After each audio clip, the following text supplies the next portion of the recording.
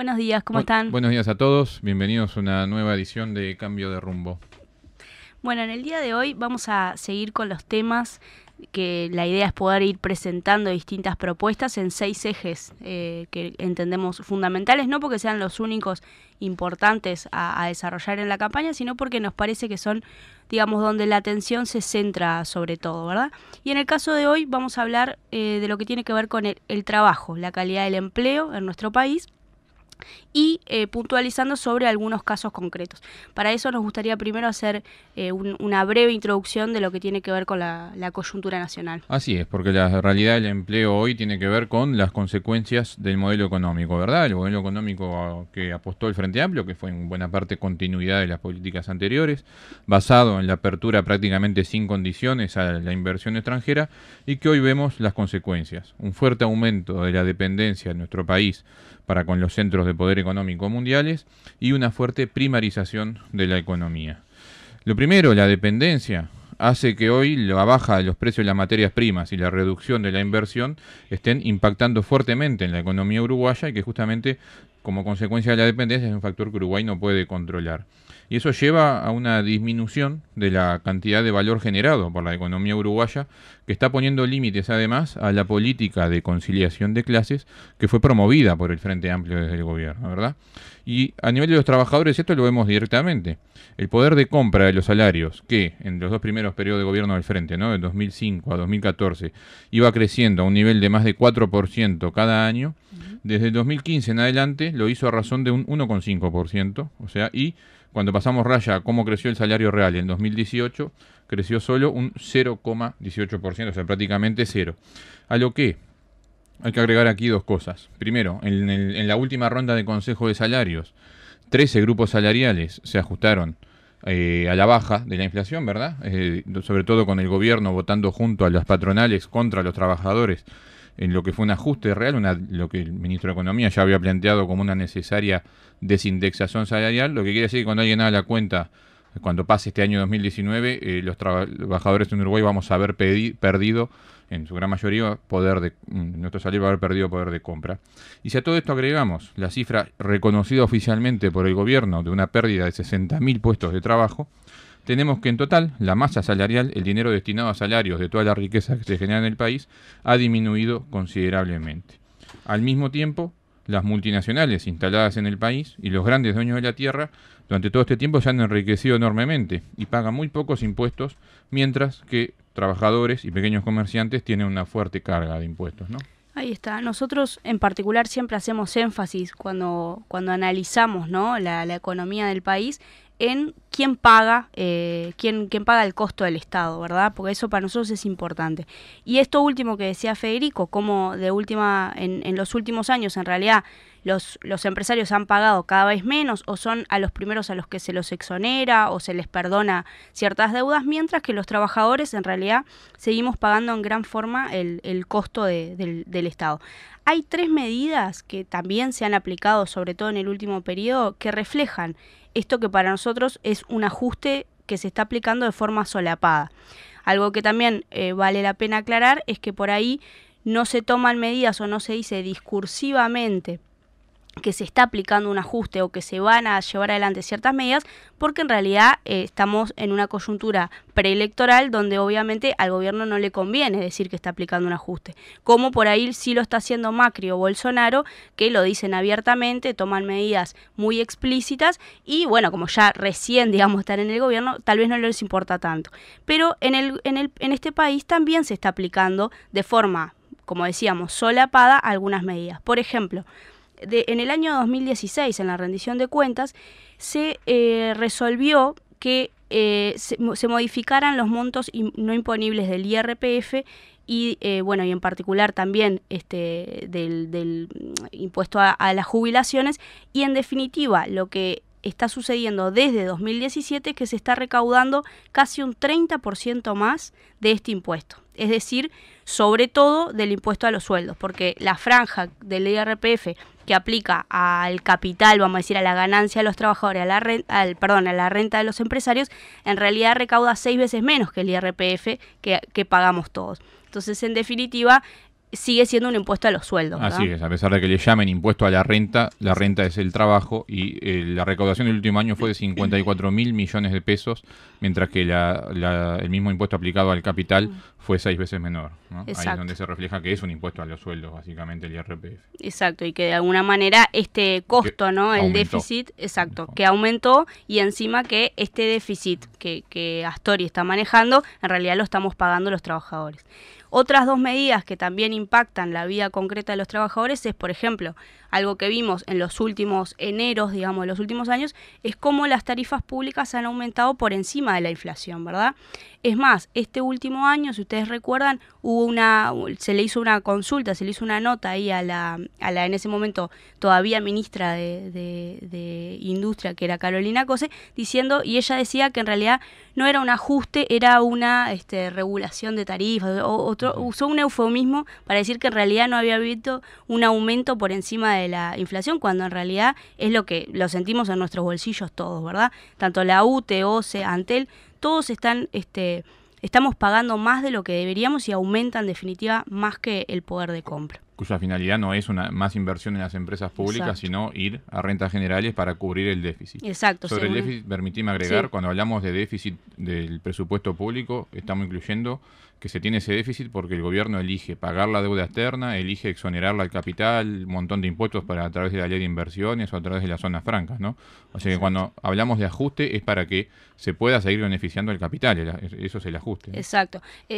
Tomado con eso mismo que tú mencionabas, la última medida que se ha desarrollado en los últimos años es una disminución sistemática de la inversión pública. Manejamos algo así como un 50% menos. Sí, de lo que se llama el gasto social, ¿no? Dentro del presupuesto del Estado, lo que va destinado a salud, vivienda, educación, ha disminuido desde esa rendición de cuentas, que fue la que el ministro Astori planteó como un necesario, él lo llamó consolidación fiscal, a lo que cualquiera le llamaría ajuste fiscal. Justamente ahí está el eufemismo que parece ser la regla en la administración frente amplista, usar eufemismo para ocultar la realidad. Pero en definitiva se viene aplicando un ajuste fiscal severo desde el 2016 a la fecha, ¿no? Exacto, y de nuevo, para capaz repetir la misma idea que acabas de mencionar, Federico, que en realidad todo esto es siempre para no dejar de pagar algunas cosas, como por ejemplo la deuda externa, que parece que los derechos de los acreedores son más importantes que todos los derechos de los trabajadores, y seguir exonerando a las multinacionales y a las empresas, o incluso permitiendo que empresas dejen de pagar impuestos o dejen de pagar aportes patronales, que en definitiva recaen esos costos sobre el resto de los uruguayos, que somos los que financiamos en gran medida el Estado.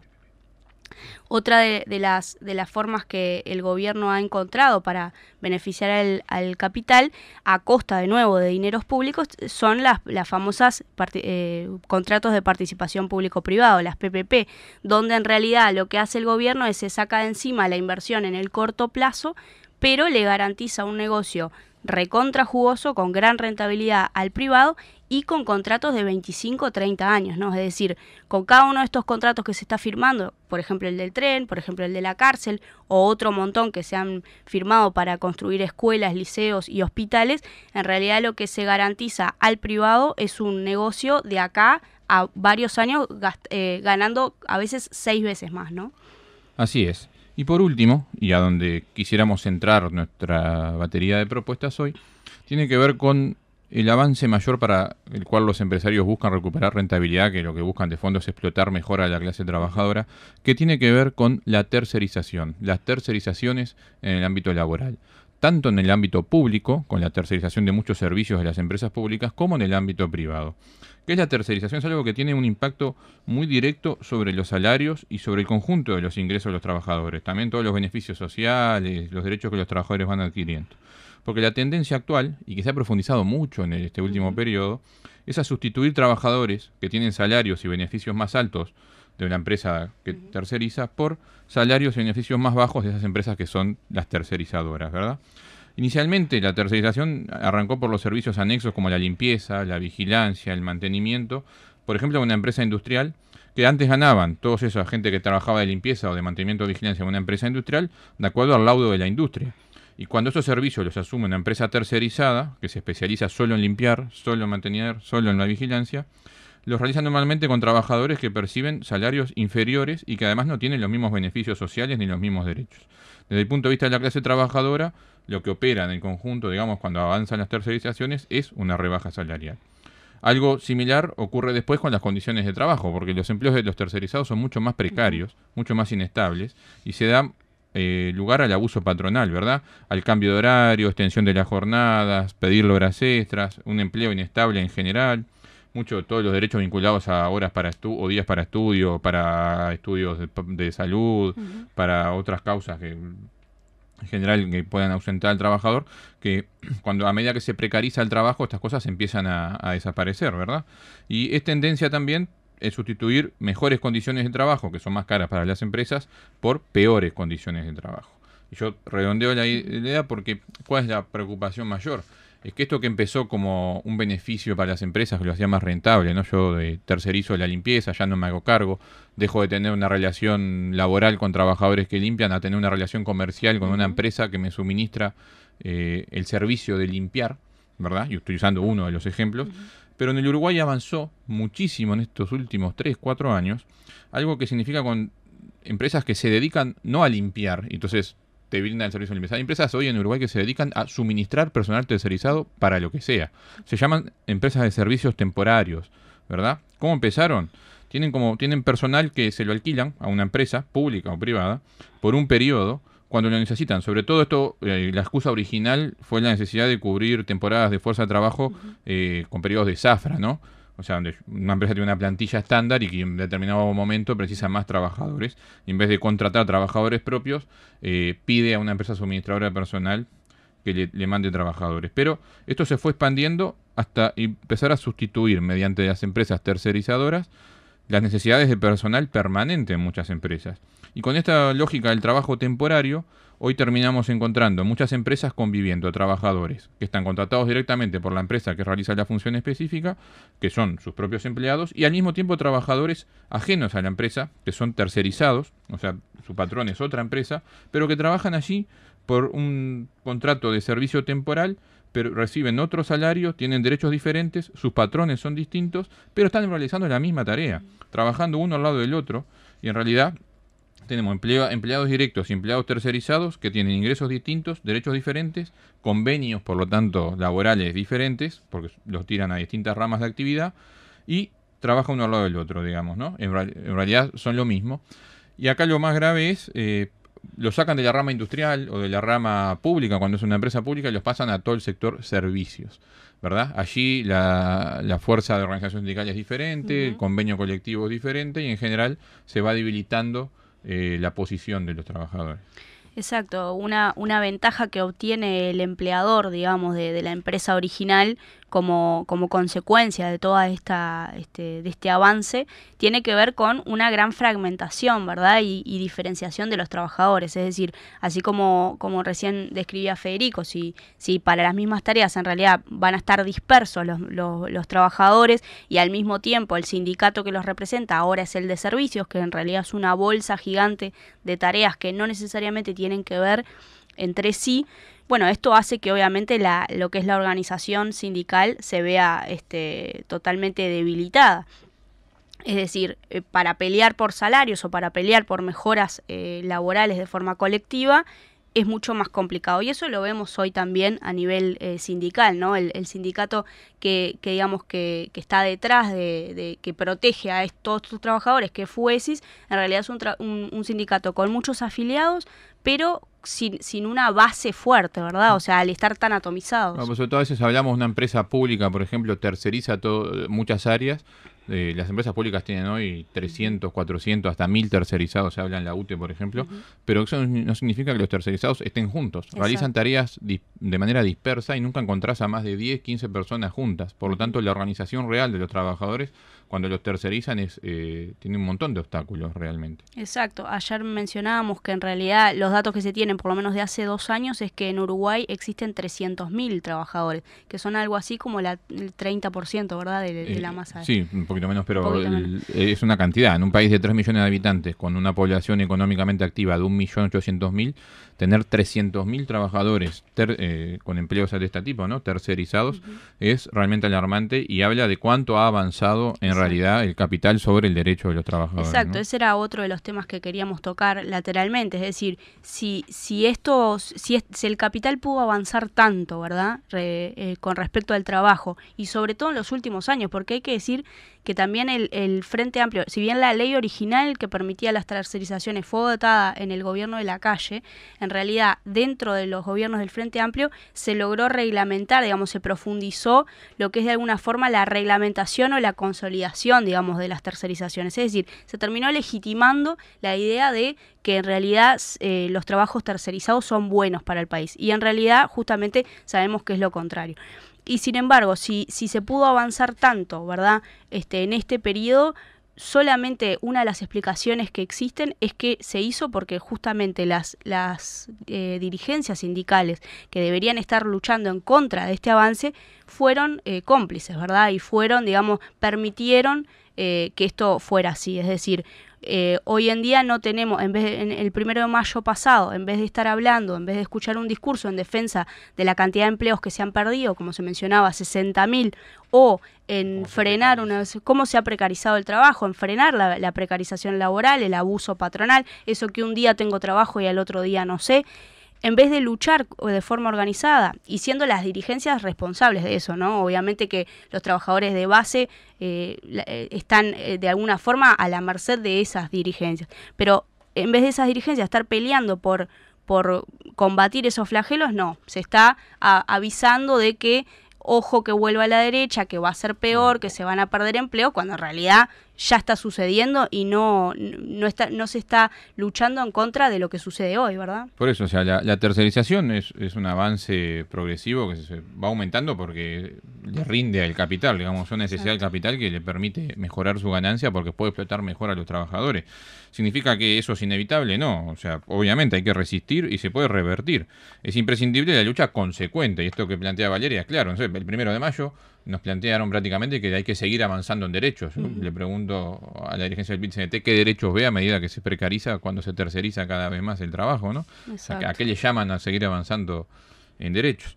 Por eso nosotros, desde Compromiso Socialista, nos queremos comprometer a que vamos a proponer y votar en el Parlamento una ley que prohíba directamente las tercerizaciones, porque hay que terminar con la precariedad del trabajo, con el abuso patronal. Una ley que, primero que nada, en el ámbito público prohíba de pleno que sigan tercerizando, e incluso, porque ejemplos ha habido, en Antel ocurrió hace unos años, vuelvan a tomar dentro de la plantilla de trabajadores genuinos a todos los que están trabajando como tercerizados, porque en realidad realizan funciones cotidianamente en las empresas. Y a nivel privado, regular para prohibir y obligar a que si un trabajador realiza una tarea permanente, no tiene que tener una relación comercial, tiene que tener una relación laboral y ser también incluido en las plantillas y terminar de esa manera con la precariedad laboral y con el abuso patronal que permiten las tercerizaciones. Y la otra pata que va de la mano con esta propuesta tiene que ver con todo lo que es el sistema de seguridad social, que la tercerización también de alguna forma reduce los aportes, ha reducido sistemáticamente los aportes que llegan a la seguridad social, y esto además junto con las AFAPs, por ejemplo, sabemos que son los grandes responsables del déficit que actualmente tiene la Caja. Entonces, la otra propuesta es que obviamente desde el Parlamento la Unidad Popular siempre se va a oponer a cualquiera de las medidas que, por ejemplo, como las que se están mencionando, como el aumento de la edad de jubilación, u otras que pueden hacer querer pagar el costo de este modelo de nuevo a los trabajadores, ¿no? En eso obviamente vamos a estar consecuentemente en contra. Y vamos siempre a proponer eliminar las AFAPs para restituir un sistema de seguridad social público basado en la real solidaridad intergeneracional que el sistema de AFAP al privatizarlo vino a desvirtuar. Sí, que vuelvan los fondos al BPS, ¿verdad? Por eso estos son compromisos concretos que queremos asumir, ¿verdad? Oponernos al aumento de la edad de jubilación y directamente proponer una ley que prohíba y termine con las tercerizaciones en el Uruguay. Exacto. Simplemente para finalizar, nos tomamos unos segundos para invitarlos. El próximo sábado, a partir de las 5 de la tarde, vamos a estar en nuestro local de Colonia y Polié, llevando adelante una reunión de militantes. La idea es poder encontrarnos, una reunión amplia, abierta. La idea es que todos aquellos que se han acercado a través de la feria o de algún mensaje que nos han mandado en las redes o que les interesa, capaz que todavía no se han acercado, pero les interesa conocernos y poder también conocer cómo vamos a desarrollar la campaña. Bueno, los invitamos a partir de las 5 en nuestro local y bueno, la idea es poder allí también confraternizar un poco y discutir sobre todo, ¿no? Lo que es de cara a la campaña. Presentarnos la ciudad de campaña, pero también los invitamos a que realicen sus aportes y sean parte, ¿verdad? Nos viene un último tirón de cara a las elecciones internas y esto es también un llamado a todos a que se sumen a redoblar el esfuerzo de cara a la elección interna. Exacto. Así que bueno, los dejamos y nos vemos la próxima semana en Cambio de Rumbo. Muchas gracias, hasta la próxima. Hasta luego.